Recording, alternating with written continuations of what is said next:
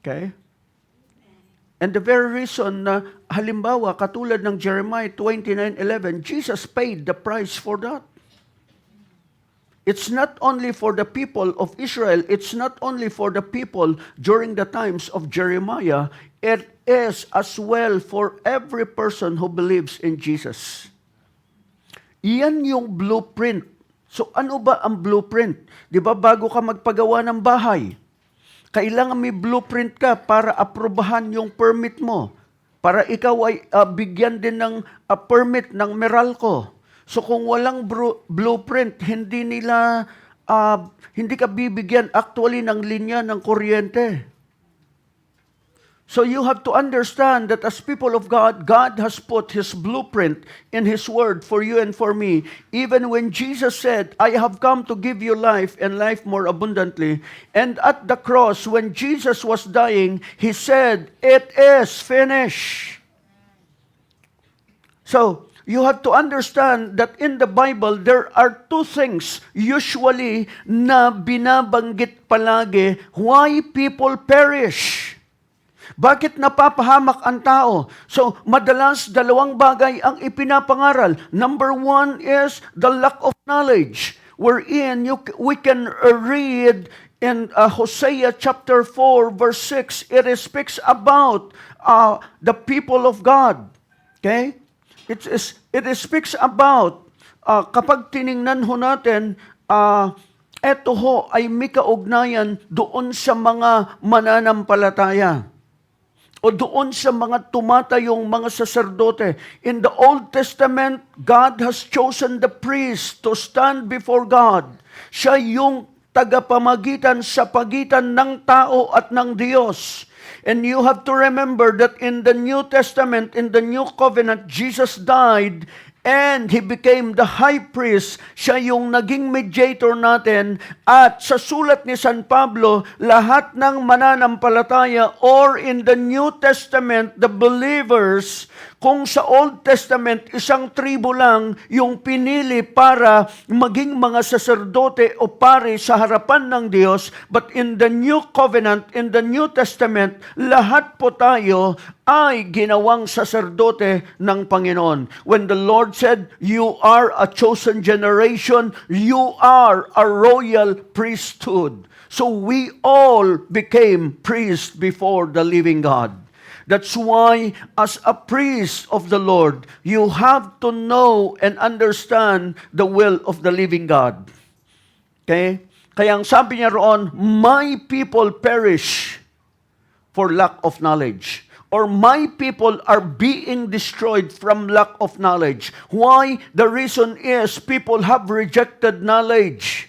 They only want to believe what they want to believe. They don't like to believe what the Word of God is saying. They only want to believe what the doctors are saying or what the world is saying, what the encyclopedia or the dictionary is saying, or whatever book or lawyers or professionals. Well, the thing is, you have to go to the Word of God and you have to understand that as a priest, it means God can speak unto you, God can reveal things unto you with regards to your life para alam mo kung ano ang direction na dapat mong tahakin sa buhay na to. Okay? And you have to understand that the law of God is written not just in the Old Testament, but the law of the living God is now written in our spirit, in the inside of us. Okay? And God is giving us His own law, the law of the Spirit. Ano po ang kahulugan ng alituntunin o batas ng Diyos? To give boundaries, para bigyan tayo ng boundaries sa ating mga buhay, para turuan tayo, para sabihin sa atin na, hey, ikaw, Myra, unique ka, hindi ka katulad ng iyong ate, hindi ka si Eder. That's why you don't have to be looking for Eder and Myra. Or, maging halimbawa si Shira, you don't have to be looking for Shira kay Abigail o kaya kay Kelly or Marie or whoever. Okay? You see, each and every one of us, God can speak unto us and God can give us the law that will govern our lives. Okay? So that, ang sabi niya roon, because you have ignored the law of God, I will also ignore your children.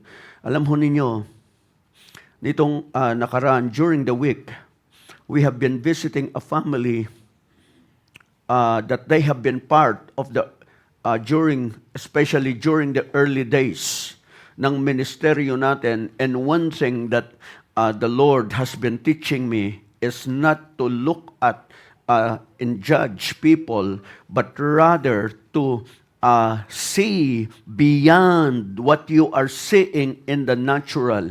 You see, lahat tayo, it's very easy for us to believe what we see in SM. You've got it all. Alam niyo SM? Ano yung SM? Ano SM? Oh, see? Ang ating isipan, ang ating mga utak ay nahubog ng SM. SM? Social media.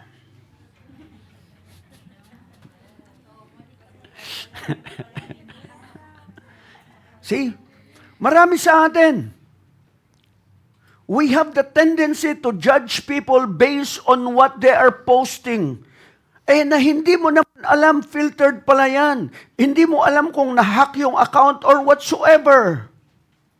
That's why, as people of God, I believe we have to be very careful.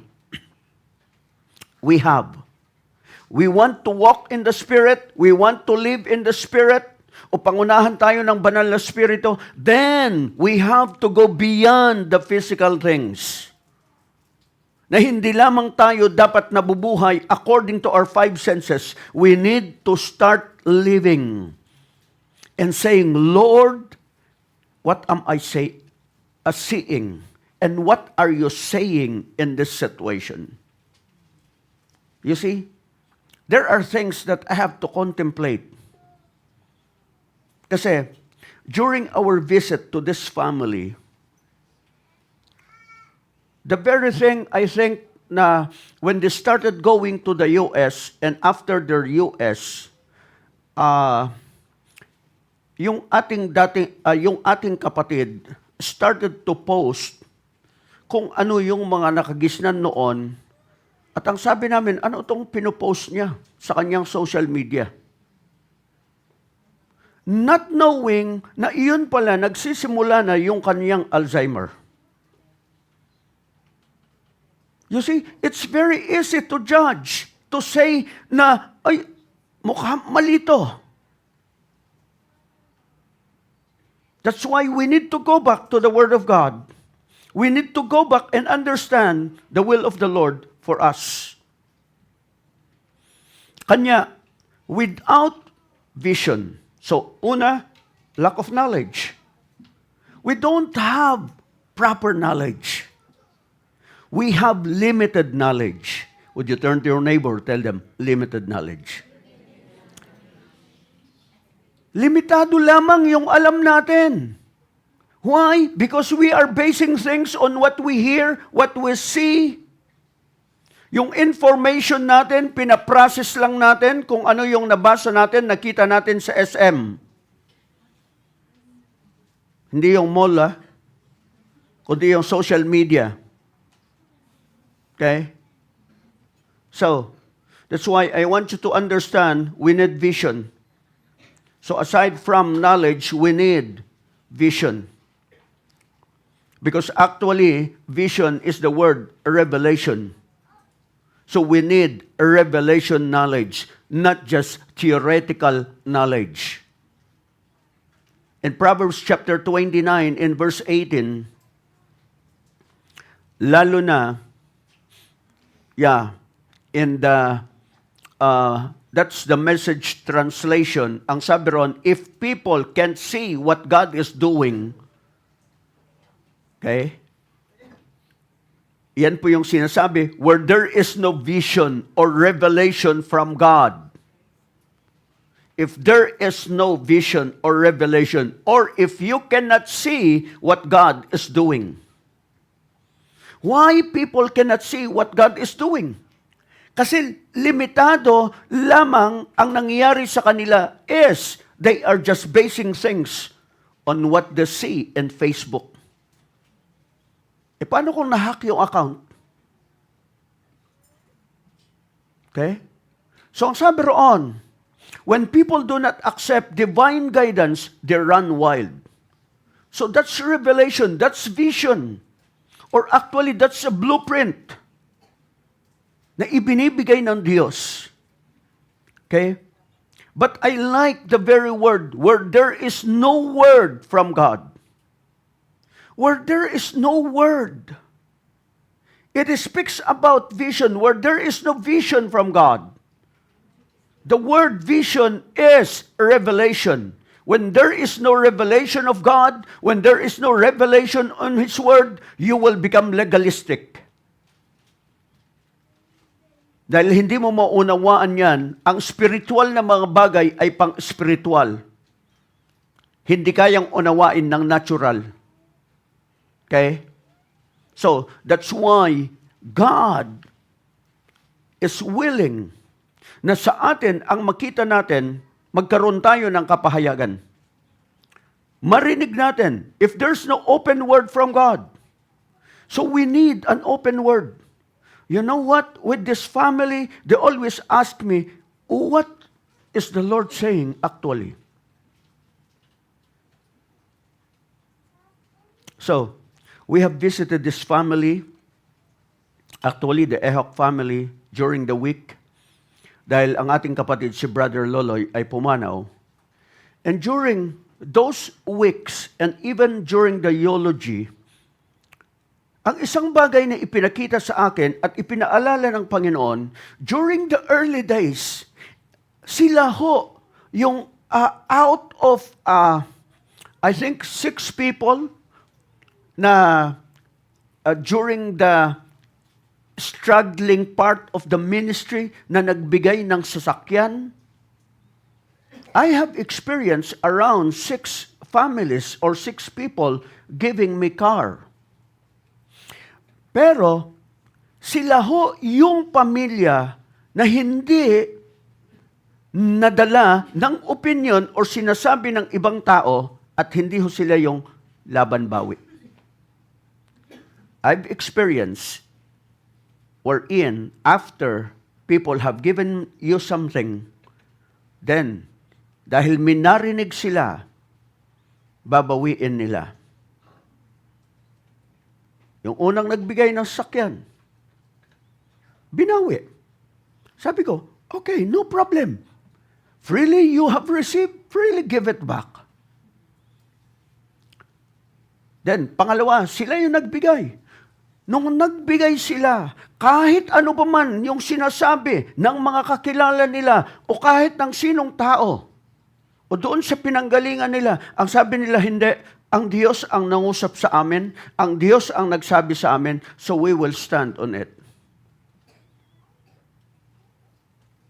So, why? Because they have received an open word. Actually, nagsimula yun after nung ako ay pumunta you have to take note, they came from the Catholic Charismatic. So nung tinawag ako noon para ipag-pray yung anak nila dahil mangingibang bansa, dahil sabi nila, kung wala ang gabay ng Diyos, wala ang patnubay ng Diyos, kahit mangibang bansa ang aming anak, mauuwi sa wala. And after prayer, nung pauwi na kami, sabi nila, Pastor, ang time ibibigay namin sa iyo, eto, susi yung ibinigay. At sabi ko, wag na, may sakyan ako. Sabi, hindi, kailangan mo to. Not knowing na yung kasunod na linggo, yung unang sakyan pala na dala-dala ko, babawiin.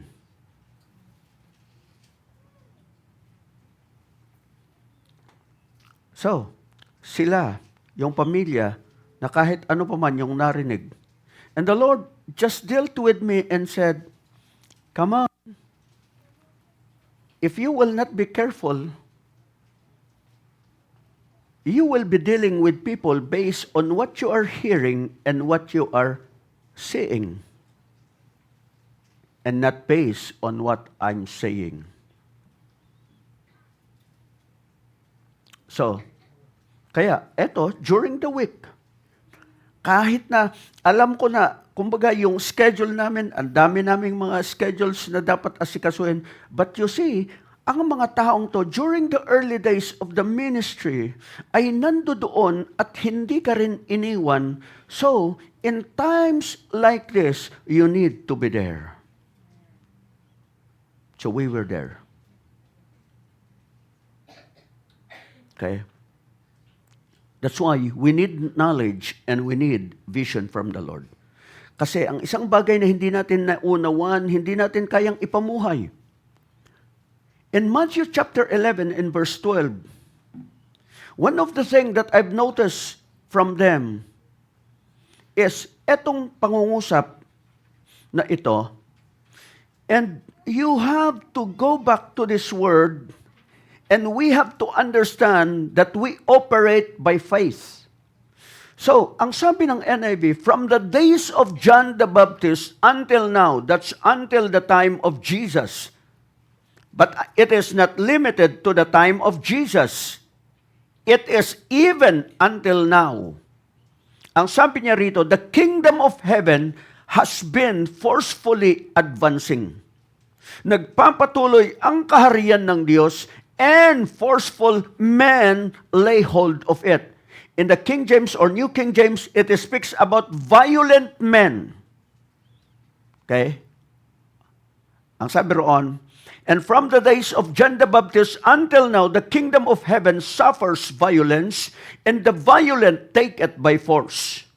O ang kahulugan niyan, kapag merong hinipo ang Diyos na isang tao nakakilala sa Panginoon at naging radical siya sa pananampalataya niya, ang kaharian ng Diyos ay nag-a-advance, nagpapatuloy because of one word coming from God that can change a person, at ang taong yun, dahil sa ginawa ng Diyos sa buhay niya, dadalhin niya ngayon bilang isang mensahe doon sa mga tao na hindi pa nakakaalam ng kapahayagan ng Diyos, at iyon ang magiging testimony ng kanyang buhay.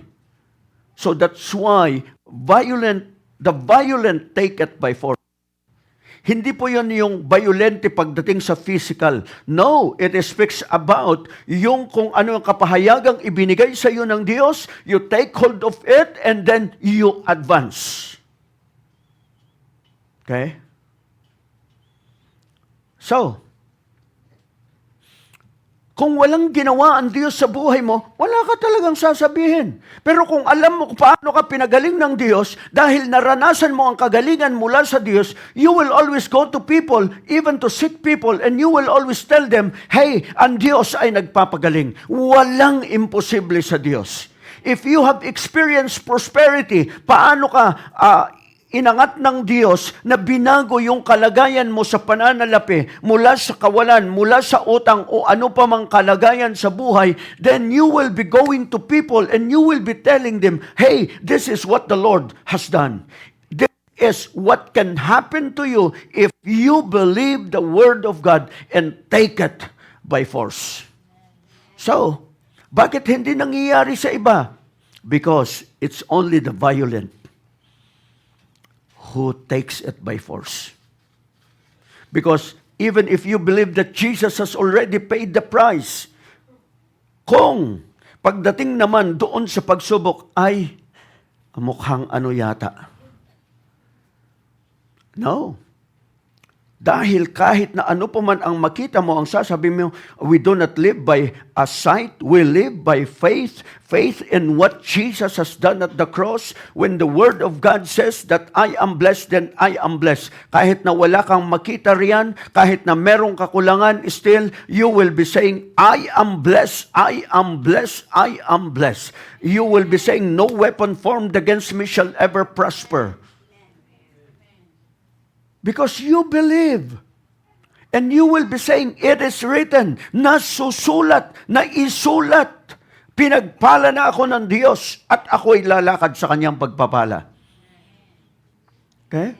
But if you cannot understand it, you cannot live it. So same thing.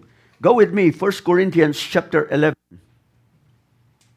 starting with verse 23 until 26.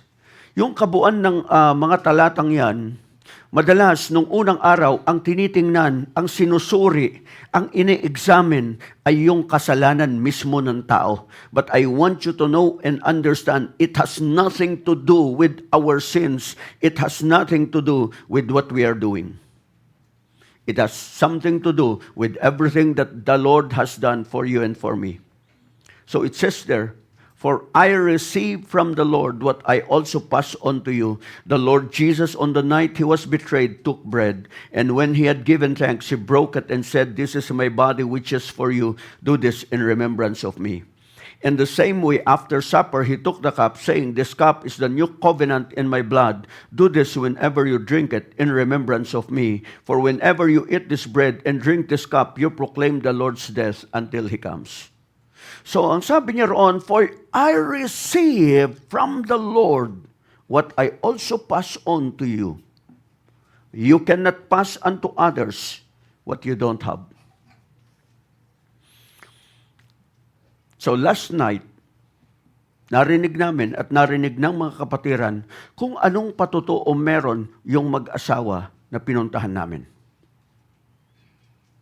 Na kung saan araw-araw, simula nung sila'y makakilala sa Panginoon, wala silang ginawa kundi ipanalangin at elehans ang mga anak nila kahit na maliliit pa sila noon. Kahit na natutulog yung mga anak, naalimpungatan na lang yung mga anak dahil inilelehans ng mga magulang at ang sabi roon, panay ang bulong nila. Yung pala nagpipray. Okay? And nakita ko na sabi ko, kapag eto'y nagpatuloy pala, dahil pagdating doon sa mga apo, yung mga apo, ang kinukot nila ay yung verses na narinig nila sa lolo at lola nila na naipasa sa kanila. And I said, wow, what a legacy. See? Because I believe just one revelation from the Lord and things can change for them. Okay? So, kaya pagdating din dito, I want you to know and understand, because most of the time, hindi tayo nagiging radical. Alam mo yun din ang isang pinapaalala sa akin. Kasi, during the early days, lalo na nung wala ka pang pera, anong madalas mong gawin? Pray. Nung magkapera ka, pag-pray niyo ako ha, pupunta ako sa ospital, papacheck up ako, ganito, ganon. At pag nandun na yung result, ay naku po. Pero noon, ang sasabihin, whose report will you believe? Kaya sabi ko, I believe we have to go back to the healing ministry. We have to go back and becoming radical for our faith na kahit anong pa man ang sabihin noon. Kasi nitong mga nakaraan, sabi ko, wow, sunod-sunod yung mga eulogy ko. Bakit? And I was being reminded na we don't have to take things for granted. Ito, wherein we need a revelation. Ang sabi roon, when Jesus was betrayed, during the night that he was betrayed, he took bread. And when he had given thanks, he broke it and said, "This is my body, which is for you. Do this in remembrance of me." Nang sinasabi niya roon, ito yung katawan ko, ito'y para sa inyo, para sa iyo. You have to take it personally. Okay? Why? Anong meron sa katawan?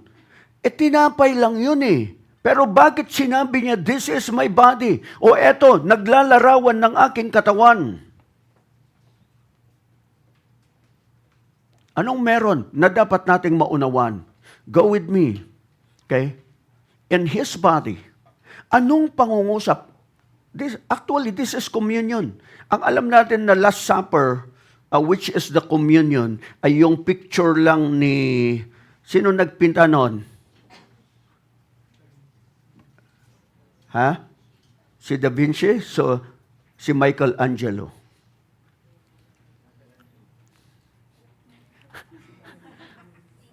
Di ba? Pero hindi ganun ang totoong Last Supper ng ating Panginoon. And we have to go back and we have to be reminded ano yung kahulugan nito, ano ang katotohanan nito sa ating buhay.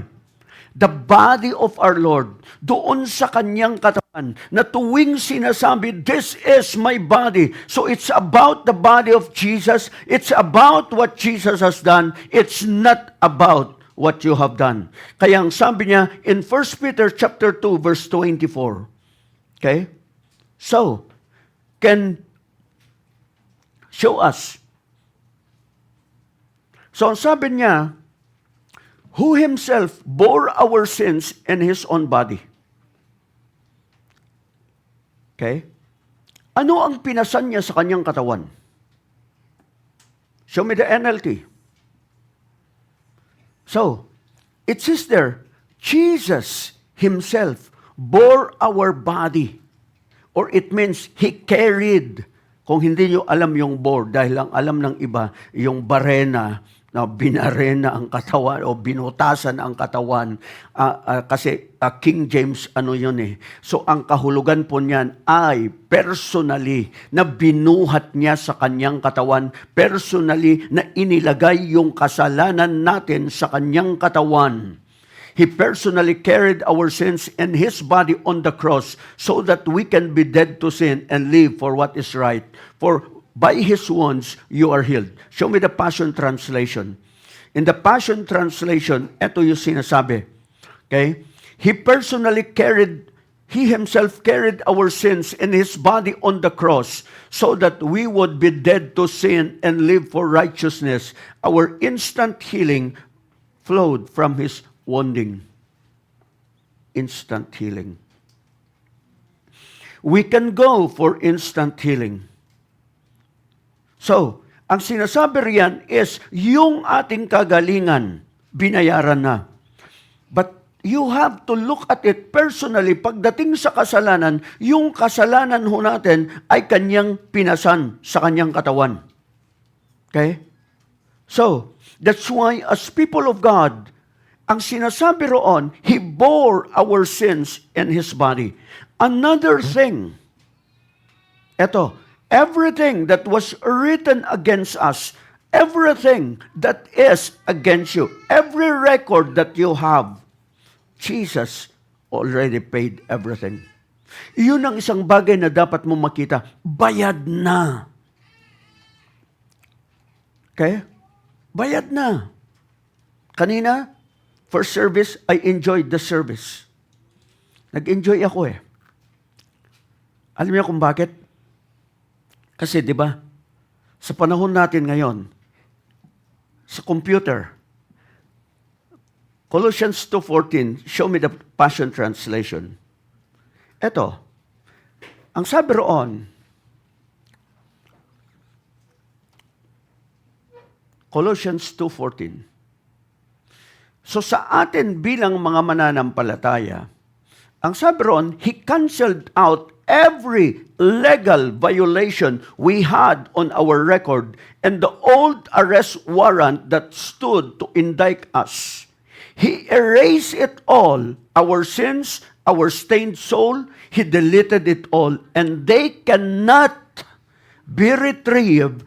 Everything we once were in Adam has been placed unto His cross and nailed permanently there as a public display of cancellation. So, if you look at the cross, the reason na marami ang merong sinusuot na cross, ang ibig sabihin po niyan, lahat, everything written against you was canceled. Sa computer world, saan inilalagay yun? O sa cellphone nyo, kapag kayo ay nag-delete. Kasi sabi ron, he deleted it all.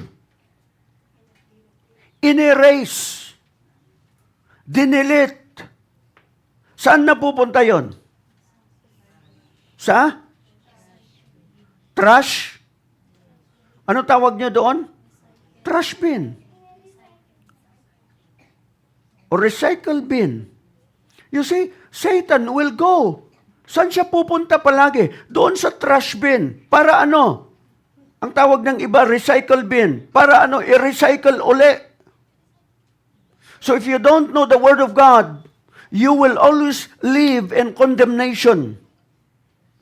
Kasi ano ang gagawin niya? Kakalkalin palagi yung mali mo, kakalkalin palagi yung dinilit na ng Diyos sa buhay mo. Ang mangyayari doon is you will keep on recycling together with him, with Satan, kung ano yung inalis na ng Diyos. Kaya hindi ka makakalaya sa kasalanan. Paulit-ulit na lang. Kasi hindi mo naunawaan na iyon ay na-delete na. It's already deleted and cannot be retrieved. Kaya nga kapag nagdi-delete ka ng record mo, ang sinasabi roon is, kapag dinilit mo to, permanently, hindi mo na to mare-recover. Di ba? Kasi pag nag-delete ka, pupunta yan sa file na deleted. Pero doon sa deleted, ilang araw, ilang panahon yung ibinibigay sa iyo para i-recover mo yon or i-retrieve mo yon? 30 days. Pero ako, once I delete it, I will go back to the deleted file and i-delete ko yon. At ang sasabihin niya, once you delete it, you cannot recover it. It's permanently erased. So, yes. See, with regards to our sin, everything. And what's the testimony? The cross. Oh, the blood of Jesus that washes me. The blood that was shed for me. Yun na lang awitin mo. Kapag umaatake ang kaaway at gustong i-recycle. So, you see, go back to verse 13. Alam mo, yung arrest warrant mo na matagal na, nire-reproduce lang yan, kinokopya lang yan ng kaaway. Maraming takot ngayon sa arrest warrant ngayon. Diba? Okay? So, that's why as people of God, you have to understand we are forgiven of all our sins. Okay?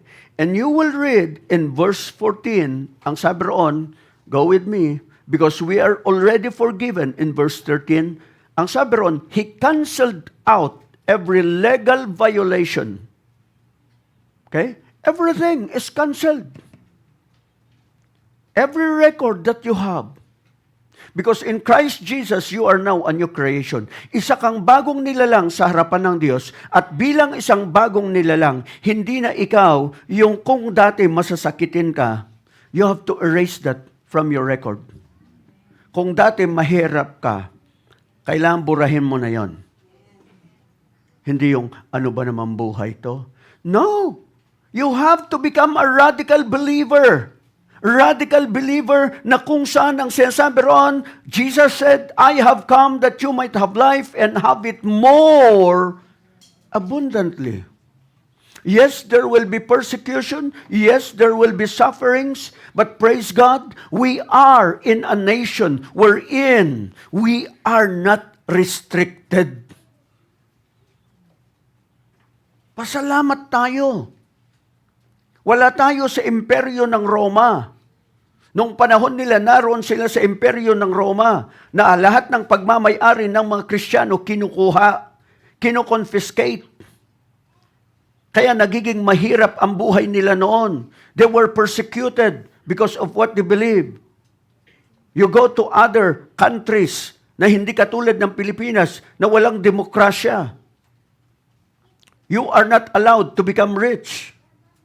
But you see, in the Word of God, you have to believe, we have to believe, that truly the Lord has come to give us life and life more abundantly. Okay? Kaya yung 2 Corinthians chapter 8 verse 9, I believe it with all my heart.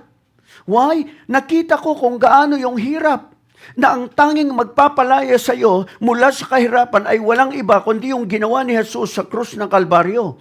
Na kung saan ang sinasabi niya rito, you need to understand the grace of Jesus Christ. Ano ang grace? Biyaya ng Diyos. Okay? Imbis na parusang ibinigay sa iyo ng Diyos, pagpapalang ibinigay sa iyo ng Diyos. So you have to look at yourself that you are blessed and you have to say, Lord, thank you. I know your grace. And your grace is saying, you have already blessed me. Now, papaano magfo-flow yung biyayang yun?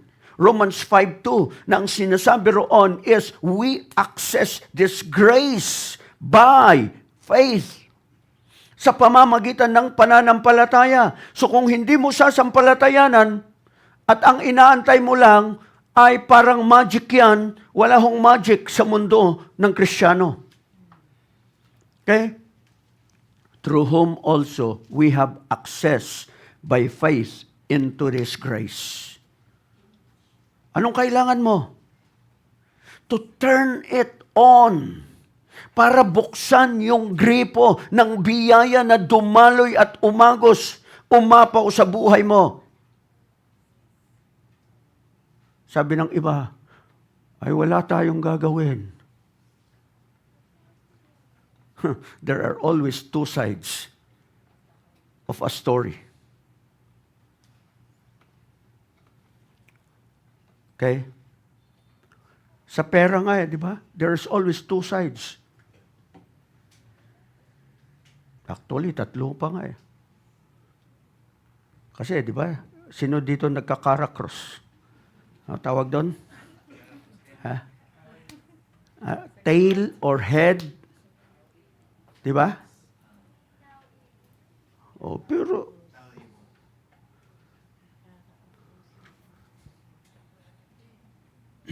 so, Jesus paid everything. Amen? Binayaran ng cross ni Jesus. Would you turn to your neighbor and tell them, Jesus has already paid everything? Amen?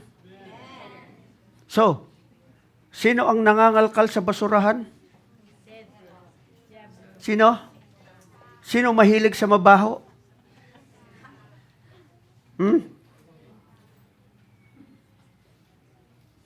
Sino mahilig mangalkal sa basurahan?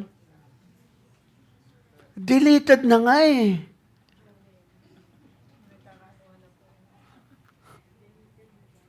Na-delete na nga Bakit pa pinupuntahan mo? Okay? Can we rise up? And may I ask our pastoral trainees to bring us the communion elements?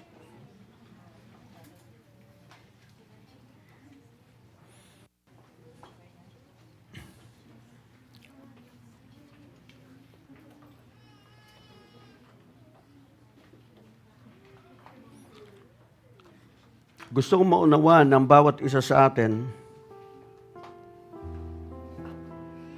we need to become radical in our faith, actually. Because if you will not become radical in your faith, if you will not really believe it, at mental, yung paniniwala mo, you will not see it. Thank you, Julian. Ito si Julian. Thank you, Julian. Julian, di ba? Julian Faith.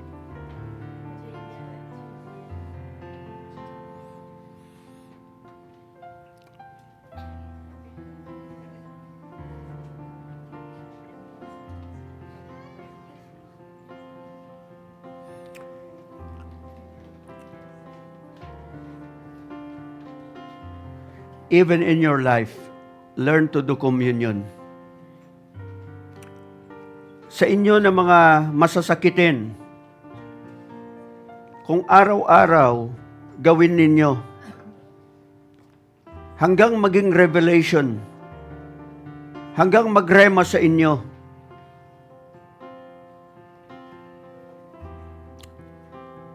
naranasan namin,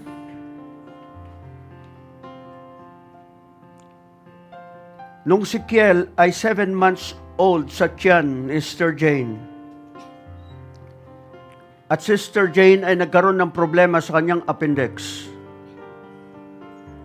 Sa appendix niya, dapat uoperahan siya dahil pumutok.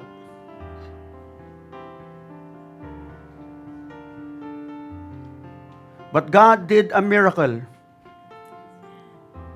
Anong ginawa namin? Ano yung itinuro ng Diyos na dapat namin gawin? I went home afterwards. Nung sabihin ng doktor na naka-scheduled na ang kanyang operation, ilalabas si Kiel, babalutin ng plastic, at pagkatapos ng operasyon, saka muli ibabalik sa tiyan si Kiel para makumpleto yung 9 months. But you see, after hearing the news, I went home and I called for Abigail and Rachel and I told them, eto sitwasyon ni mami nyo at ng baby. Let's do communion and believe God for His power to manifest in this situation. And true enough, the abortion, or rather, the operation was aborted. It was only after 3 years, again, when the same thing happened to Sister Jane. Dinala ko sa ospital at inoperahan siya. Pagbukas ng kanyang tiyan, ang sabi ron, eto yun, yung nakita natin 3 years ago, bulok na nandoon sa tiyan. Pero bakit hindi siya nalason? Bakit hindi namatay? Because of the miracle of God. Sister Fe, during the time of the COVID, anong ginawa natin? All throughout na comatose siya, we have been doing communion hanggang sa gumising siya. And we have seen the miracle of God. Kaya sa bawat isa sa atin, whatever you are going through, do communion. Invite the power of what has happened at the cross. Invite the power or the healing na naroon in the body of the Lord.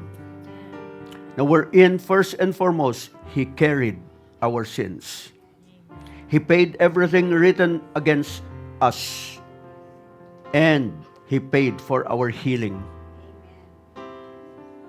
Walang imposible sa Diyos. It takes being radical in faith or becoming violent.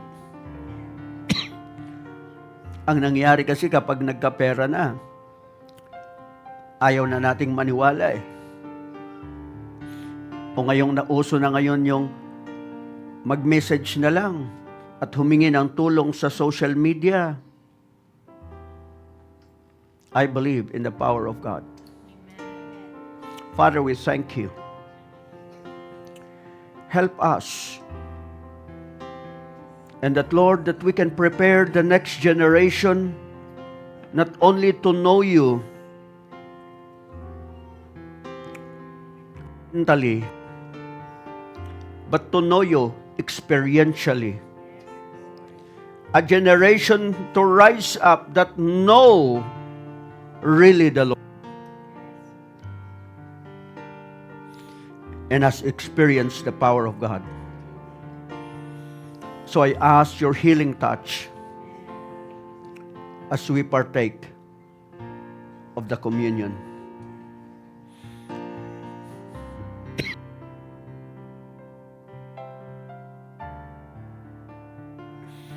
I pray, Father, in Jesus' name, let the manifestation of your power become evident. And that, Lord, we remember what the Lord has done for us. We remember His body that was crucified, that has carried our sins, that paid everything written against us, paying for our healing from diseases and sicknesses, so we can declare, by His stripes, we were healed. We ask your blessing upon these elements, naglalarawan ng katawan at dugo ng Panginoon. Thank you, Lord, na sa bagong kasunduan, our sins has been washed away and can never be recovered again. So I ask your blessing. And thank you for health and healing flowing from the crown of our heads to the soles of our feet. We honor you, we praise you, and we receive it by faith in Jesus' name. Amen. Kainin po natin.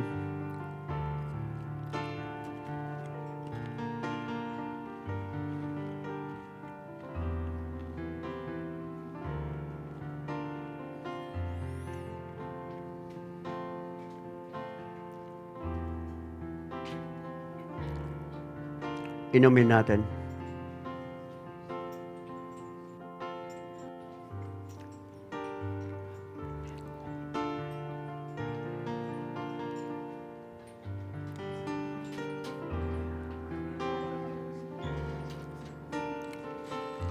Turn to your neighbor or get somebody beside you and pray for them and speak the blessing of God over their lives.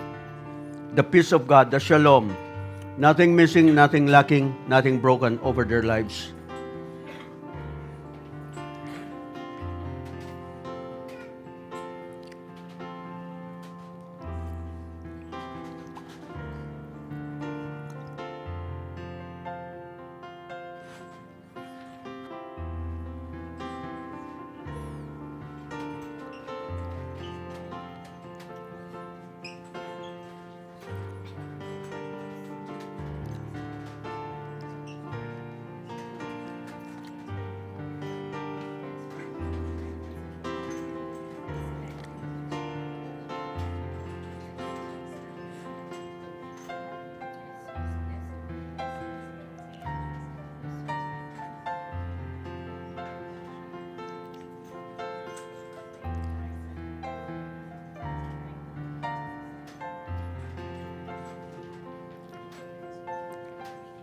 And if you are done, you may be seated.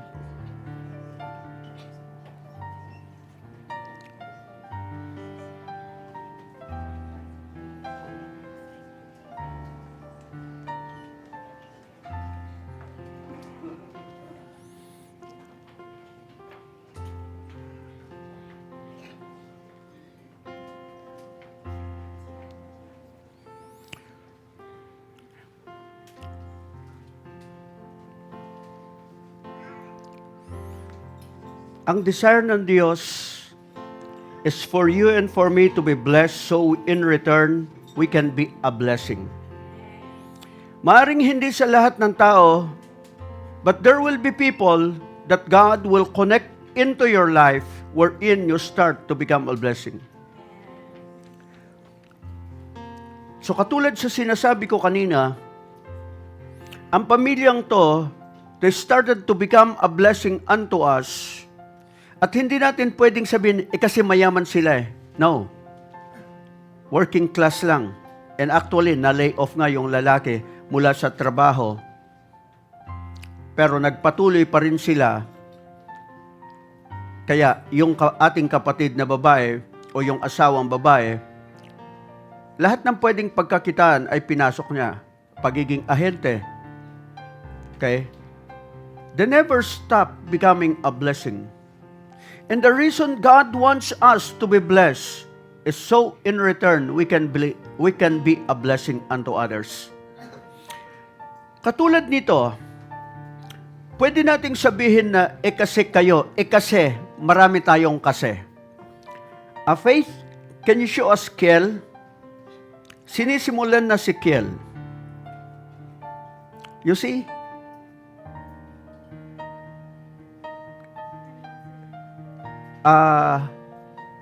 Pwede yung may konting yung may Korean siya. 잠시만요.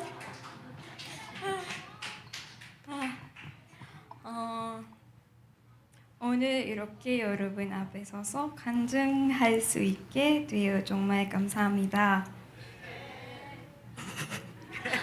사실 저는 지금 많이 긴장됩니다. 그래서 혹시 제가 울거나 한국어로 말을 잘 못해도 이해해 주시면 감사하겠습니다. 아직 한국어 실력이 많이 부족하지만 오늘은 제 목소리가 아니라 성령님께서 여러분의 마음 가운데 말씀하시기를 바랍니다. Okay. Thank you. Alam ho ninyo, si Brother Joel, tuwing magsasalita o nakikipag-usap si Kiel, kung sino man yung nagda-drive para sa kanila, at nakikipag-usap sa Korean, kung kailan i-record niya, saka naman hindi magsasalita. And, well, it was a privilege na ang sabi ni Pastor O, mag-testify ka, pero ngayon hindi na English, kundi Korean. So, kaya kailangan basahin niya yung notes niya. Kasi iba yung pag nagsasalita ka sa pakikipag-usap, pero iba ang preaching sa kanila pagdating sa church. Kailangang merong pasasalamat palagi. Kaya maririnig mo palagi yung imnida o ano. Okay? So, sa kanila, o tayo, pag ganito, di ba? Through whom also we have access by faith into this grace in which we stand and rejoice in hope of the glory of God. Sa kanila is God, glory, hope, rejoice, stand. So, pabaliktad. Pabalik. Okay? Kaya, pag nag-English ka, yung sinabi mo sa English, ang sisimulan kung saan ka nagtapos, pabalik doon sa simula. Kaya, mahirap.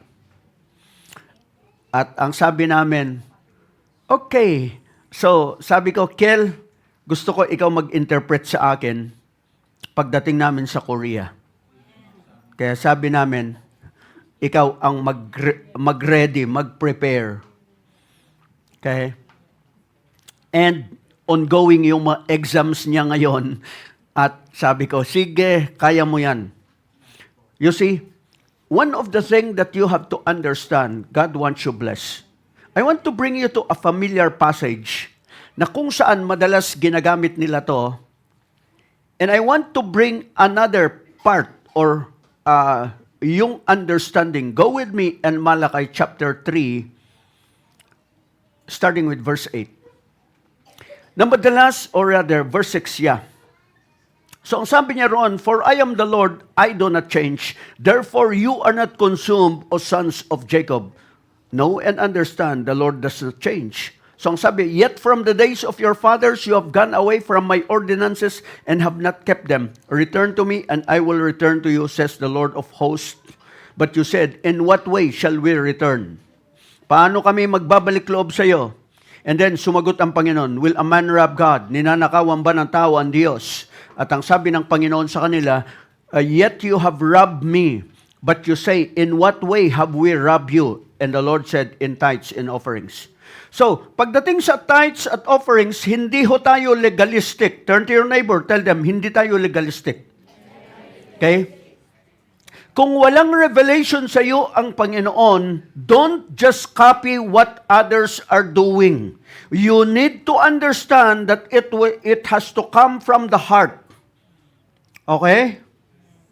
So, kasi eto, sabi roon, you are cursed with a curse, for you have robbed me, even this whole nation. We are no longer cursed. We are blessed because of what the Lord has done. Now, in verse 10, ang sabi niya, bring the whole tithe into the storehouse, that there may be food in my house, and try me now. The word try is prove me. So the Lord is saying, prove me. Okay? If I will not open for you the windows of heaven and pour out for you such blessing. The word there is blessing, not blessings. Actually, it has something to do with the power. It has something to do with the anointing. Actually, ano yung ninanakaw natin sa Diyos? Or ano ang ninanakaw ng tao? It's not the physical money. No, but people are robbing the power or the ability na imbes na nire-release ng Diyos o actually nire-release ng Diyos, they are robbing the power and the ability of that anointing or the blessing to work in their lives. So, why? Because the blessing, Proverbs 10:22, ito yung sabi niya. Proverbs 10:22, okay? It is the blessing of the Lord that makes rich, and He adds no sorrow to it.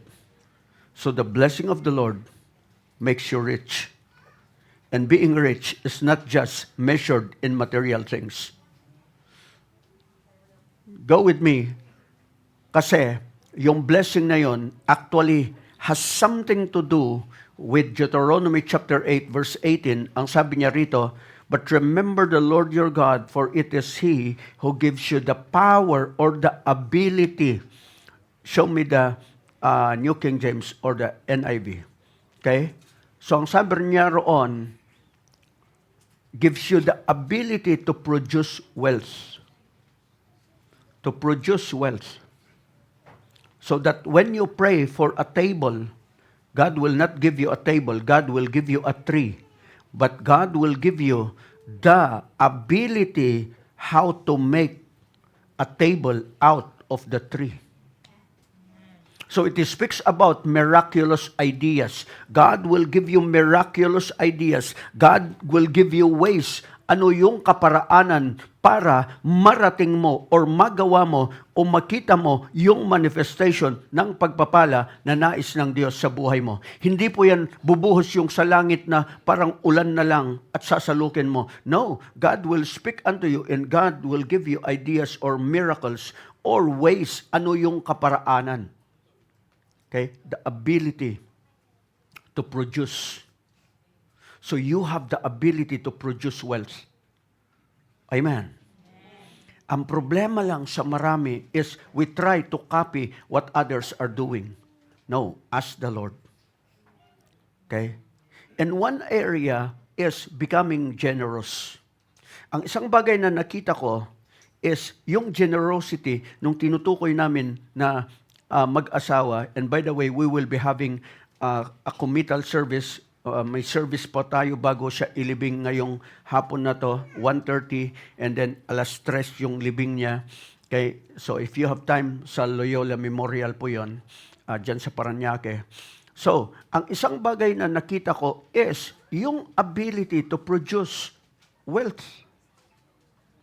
Na kahit na natanggal na sa trabaho yung kanyang asawa na layoff, pero ano ang ginawa ng babae? Ano ang pwede niyang gawin? Hindi siya basta nanggaya sa iba. Nag-pray siya. Bago siya pumasok sa pagiging ahente ng